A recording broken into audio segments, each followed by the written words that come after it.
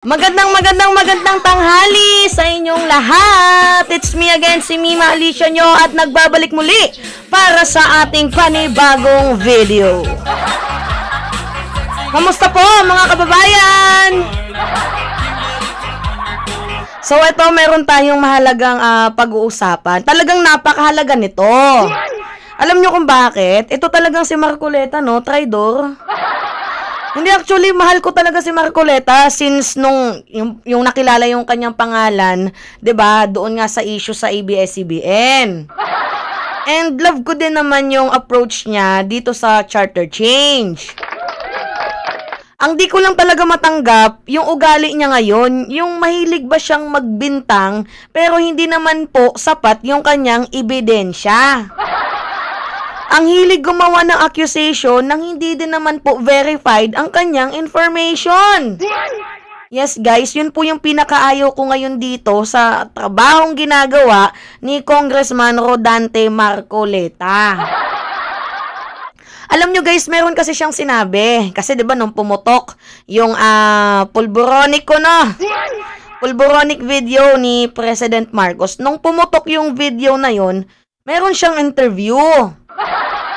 Na kesyo sinasabi niya na dapat itong si President Marcos ay magpa-drug test. Pero ano yung punto dito ni Mima Alicia? Napanood mo ba yung video? Yan yung tanong. Mantakin mo magpapa-drug test. Hinihimok mo na magpa-drug test itong si PBBM na in the first place, hindi mo naman pala nakita yung video or hindi mo pa verified yung video kung totoo or hindi. Tapos ang dami nang nagsabi na finact-check na nga, 'di ba? Finact-check na hindi totoo yung pulboronic video. Yung DICT nagsalita na, 'di ba? Ang daming nagsalitang ahensya ng gobyerno na mariing tinututulan ang pulboronic video na 'yon. Kasi guys, yung pattern, ganito sabihin ko sa inyo, 'di ba kay Dilima ginawa din yan nila noon. Mayroong sex video kuno itong si Dilima. So, lalo pat ngayon, ano na ngayon, talagang high-tech na talaga malala. 'Di ba? Sobrado na yung AI. Nakita nyo naman, 'di ba, na pinag-combine yung tenga ni PBBM, yung gupit ng buhok. So, you know what guys, nakikita nyo naman na sobrang slow-mo. Ang tanga na lang talaga ng mga ibang mga dilis na pinapaniwalaan yung video kahit hindi naman totoo. So ngayon, yung punto natin dito, nakita mo ba yung video? Na kesyo magsasabi ka na dapat para matahimik na yung taong bayan magpa-drug test si President Marcos. Ano po ang ating presidente? Uto-uto sa mga basher? Ganito guys yung logic ko Kunyari, sige, inedit ko yung mukha mo, ikaw yung nilagay ko dyan sa pulboronic video na yan, kahit hindi naman ikaw. 'Di ba? Sabi na lang natin, nilagay ko yung mukha mo dyan, tapos sinabi ko, ay, dapat magpa-drug test ka kasi adik ka. Dahil lang sa merong nag-criticize sa'yo, dahil meron lang, kumbaga, may ayaw sa'yo, inedit yung video mo, tapos nung lumabas, kahit alam mo naman sa sarili mo na hindi ikaw yun, papatulan mo? Di parang uto-uto na dyan ang ating presidente. At galing mismo sa bibig ni Harry Roque, di ba, walang karapatan ang kahit na sino para utusan ang presidente. Yan yung sabi noon ni Harry Roque. Pero wala, balimbing talaga tong si Tabatchoy no? Si Pogo Queen. Ngayon kay PBBM, gusto nila, hinihimok nila na magpa-drug test. Yung mga utak talaga nito may mga ubo no? Alam nyo, yan po yung isa sa kinabudget ko sa ugali ngayon ni Marcoleta. Maganda naman to noon Oo, maganda to noon si Marcoleta. Hindi ko lang lubos maisip ba't nagkaganito yan ngayon. At saka guys, makikita nyo sa kanyang political will na talaga siya, maka-Duterte talaga. Ako wala akong pakialam kung sino pa man ang sinusuportahan ni Marcoleta or kahit kayo, sino yung sinusuportahan nyo. Kunyari, suportahan nyo si Leni Robredo, Isko Moreno. Wala naman akong pakialam doon. Ang problema kasi dito, i-verified muna yung information bago mag-akusa. Kasi ang daming accusation din ni Rodante Marcoleta noon pa. 2 weeks ago nga lang yung balita dito kay yung accusation niya na kurakot daw itong si Garcia. Oo, mamaya i-content natin yan na nag-akusa siya. Pero eventually, it turns out na palpak. Bakit naging palpak? Kasi yung accusation niya na, sandamakmak daw yung bank account ng mga kinurap daw, ganyan-ganyan. It turns out na palpak kasi nagsalita yung mga bangko eh. Yung Land Bank, Union Bank, HCBC, nagsalita na non-existent yung mga bangkong tinutukoy ni Marcoleta. So, yan na nga yung sinasabi ko sa inyo, guys. Itong si Marcoleta, ang hilig magbintang, pero hindi naman pala verified yung kanyang information. So, ngayon, i-play ko muna yung ano niya, yung pagbibintang niya, hindi naman totally ito pagbibintang, pero yung pagdidikdik niya na dapat si PBBM ay magpa-drug test daw. Actually, sa akin, guys, wala naman talagang problema kung hindi magpa-drug test si PBBM dahil nung tumakbo siya bilang presidente, nagpa-drug test na yan. Diba? At sino yung mga nanghuhusga na katulad nila Maharlika, nila Harry Roque, and we all know na basher talaga yan ni President Marcos. Diba? So, paniniwalaan mo yung kanilang pinalabas na 4 to 5 seconds na video? Yun na yun? Diba? Kaloka. My God. Anyway, ito, panoodin ninyo itong sinabi ni Rodante Marcoleta. Nagkasanga-sanga ng mga pangyayari. Ayokong tumagal kung ako. Ganun ho? Ayokong bigyan pa ng maraming pagkakataon na talakayin yan. Sapagkat ang inaasahan ko rito, yung pagkakaisa. Yung pagiging stable ng ating pamahalaan. Kaya nga nagsalita yung dalawang cabinet officials natin na may kinalaman sa tanggulan ng ating bansa sapagkat sila mismo nakita nila yung bigat ng maaring magiging resulta nito. Kaya madali ang dapat. Kaya kung drug test ang kinakailangan, palagay ko kailangan sumailalim ang ating Pangulo sa drug test. Para sa akin, yung pagtidignify, hindi na importante sa akin yun eh. Kung ang itutumbas naman ang gagawin ko dyan, ay kapanatagan ng aking bansa. Kung ang katumbas nito ay lalong magiging matuwid yung moral compass ng Panguluhan din. Gaano na lamang yung isasakripisyo kong pagdidignify dyan sa controversial na video na yan. Kung ang ibubunga naman ito ay isang panatag na bansa at pagkatapos kapag ka panatag ang bansa at hindi nagkahiwa-hiwalay, na-achieve mo yung unity na yun, lalong mas mapapadali ang pag-asensyo ng bansa. Yan yung sabi ni Marcoleta. Diba? So, enough for pressure of bro. Nagkamali si Mima. Kumbaga, mahinaho ng kanyang pagsasambit, pero alam nyo na yung meaning. Nagigets nyo? So, pinapaniwalaan niya nga yung controversial na pulboronic video.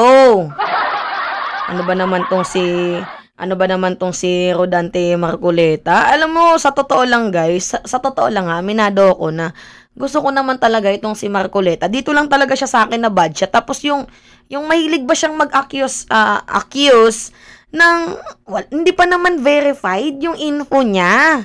'Di ba kung kung gaano kaingay sana ngayon si Marcoleta dito sa pulboronic video na yan at pinalabas na ng DICT, ng DND, ang daming ahensyang nag-confirm na that video was fabricated and generated by AI, ganyan-ganyan.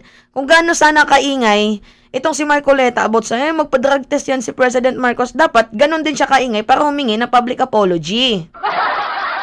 Hindi guys, seryoso. Seryoso talaga ako. Kasi nakakaloka, 'di ba? Ang lakas mong magbintang tapos ngayon tahimik na. Humupa na yung issue. Tapos tatahimik ka din dito sa mga accusation ninyo. Yan nga yung isa sa nakakalungkot dito kay ewan ko ba ano nangyari dito kay Marcoleta. Anyway, ito yung punto ko kasi ganun yung logic niya. Uulitin ko sa inyo. Kunyari ba, si Mima, inedit yung video, yung pulboronic video na yon. Inilagay ko yung mukha mo, Marcoleta. Nilagay ko yung mukha mo. Tapos nag-akusa ako, adik ka. Magpa-drug test ka. Para dito sa aming lungsod, mapaniguro namin na ligtas kami. Magpa-drug test ka. Tapos alam mo yung taong yon, yung nag-akusa sa'yo, ay galit na galit sa'yo. Siyempre, 'di ba, kapag kaaway, alam mo naman yung capacity ng mga kaaway, hangol sa power, 'di ba? Alam mo yung capacity na kayang gawin ng mga evil, 'di ba? Yung evil movement nila. At napapansin mo naman 'yan sa hakbang ng maisog nila no?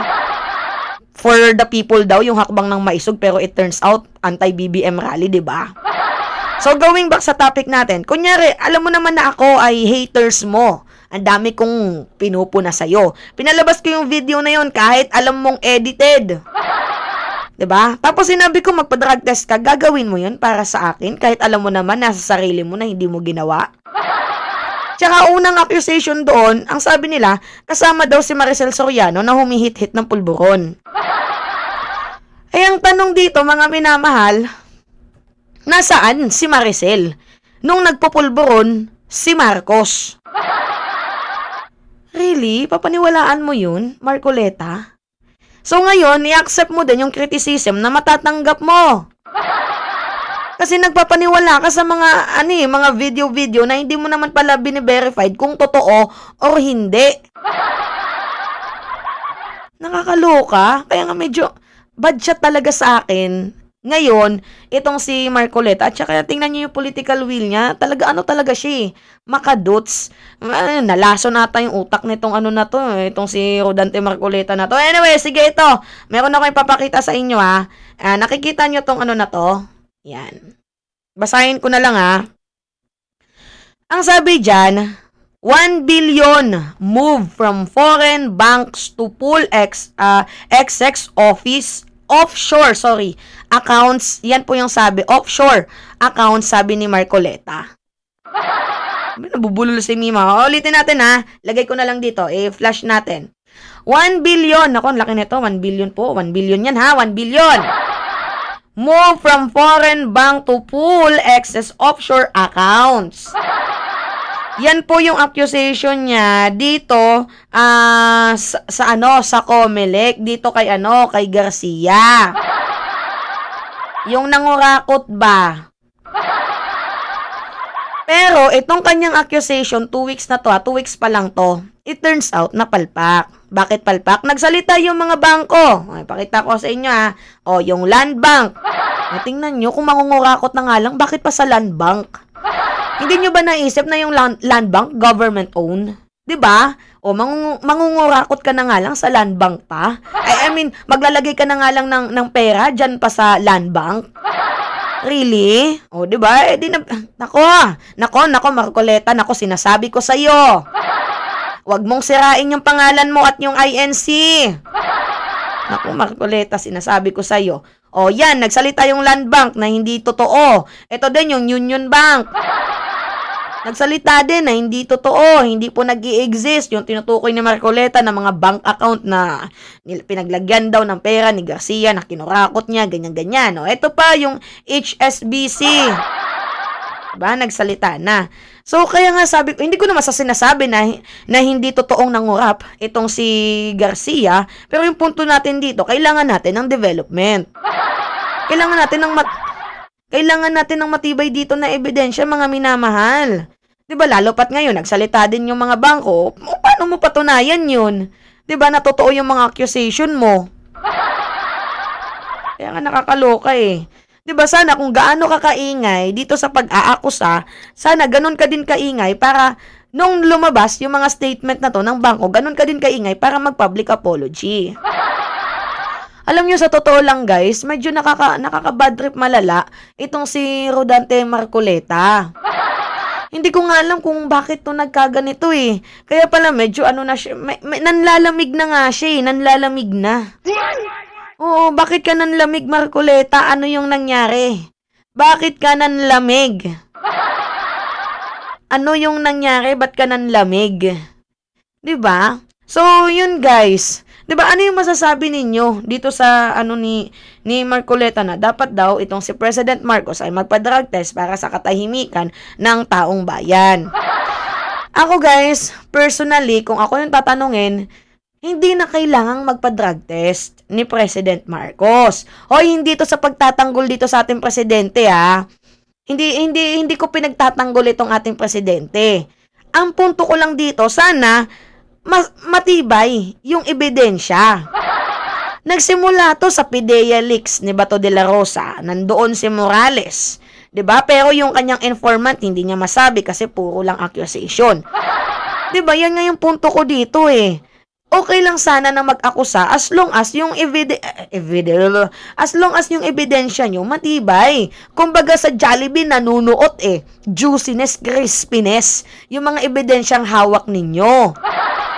Kaso kung yung mga hawak nyong ebidensya dito nga sa PDEA Leaks, si Morales, hindi niya nga mabanggit yung kanyang informant. Tapos dito naman sa video ng Pulburon, parang tawas lang sa kilikili yung ginaganon doon. Tapos, bakit ang slow ng video? Bakit wala doon si Maricel Soriano? May hangin.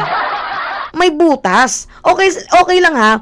Maglabas kayo na nga, hindi addict to si Marcos. Basta yung ebidensya nyo, siksik, nanunuot, juiciness, crispiness. Alam niyo yung tinutukoy ko? Yung wala kayong makikita ang, kunyari, hangin, kung sa lobo pa, yung hindi sisingaw. Kaso kitang-kita na, Diyos ko naman, para namang niloloko nyo yung taong bayan. Naalala nyo yung video ni Coco Martin? 'Di ba? Yung fake na Coco Martin. Naalala nyo yon sa mga yung video na peking Coco Martin na madaming nabudol na mga na mga Pilipino. Nakala nila si Coco Martin daw yon. Wait lang ha. Hanapin ko yung picture ng kadouble ni Coco Martin ba, oy. Hinahanap ko yun kasi madami ding nabudol dun wait lang. Papakita ko sa inyo Coco Martin, search natin. Coco Martin viral. Look alike. Wait lang, pakita ko sa inyo Yan Yan yung totoong muka. Ito yung edit na Coco Martin. Yan Galing tayo sa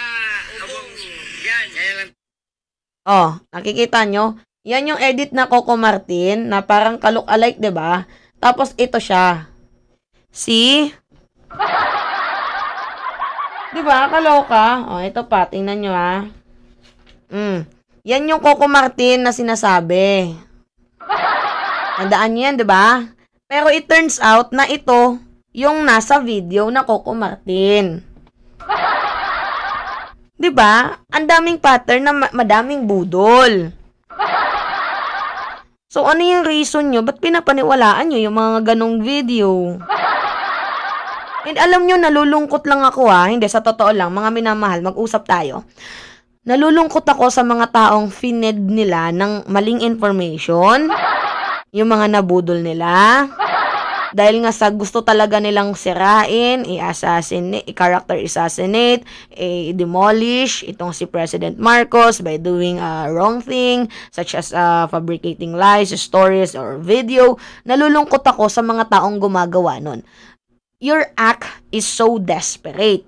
'Di ba? Nakikitaan na desperado na kayo. But at the same time, naawa ako sa mga taong naniwala sa inyo. Well, sa information na naniwala sila, success kayo. Pero, ang pangit ng pamamaraan ninyo, na yung taong sumusuporta sa inyo ay niloloko ninyo dahil sa pansariling interest ninyo. Hindi guys, seryoso, totoo ako doon sa aking sinasabi. Kaya nga, sabi ko, oh my goodness. Nung nakita ko yung video, wala. Sabi ko, ganun yun. 'Di ba? Tapos ang masakit dito, yung nagsalita nga, itong si Marcoleta, alam naman natin na itong si Marcoleta, part of the unity team din yan. Sumusuporta yan kay President Marcos noon. Tapos ngayon, sasabihin ni Marcoleta na hindi dapat magpa-drug test para matahimik yung taong bayan. Ako hindi ko na yan papatagalin ng linggo, hindi ko na papatagalin kung yan yung hiningi ng taong bayan. Like, nag-iisip ka ba? Hindi, nagtatanong lang ako nag-iisip ka ba, Marcoleta? O what if sa'yo ginawa? Kahit alam mo namang hindi totoo. Para lang matahimik yung kaaway mo. 'Di ba? Gagawin mo, magpa-drug test ka para sa kanila. So, at the end of the day, sino yung nag-success? Sila. Silang mga kaaway mo kasi nauto ka. Nagpauto ka. Yun lang naman yun, guys Yun lang naman yung punto natin dito. 'Di ba? Kinain mo yung basura nila. My goodness, congressman ka pa naman. Ang galing mo pa naman doon sa Senate hearing nyo sa ABS-CBN. 'Di ba tapos nagpapaniwala ka lang sa AI? Grabe ba itong si Marcoleta, oy? 'Di ba? Yun guys.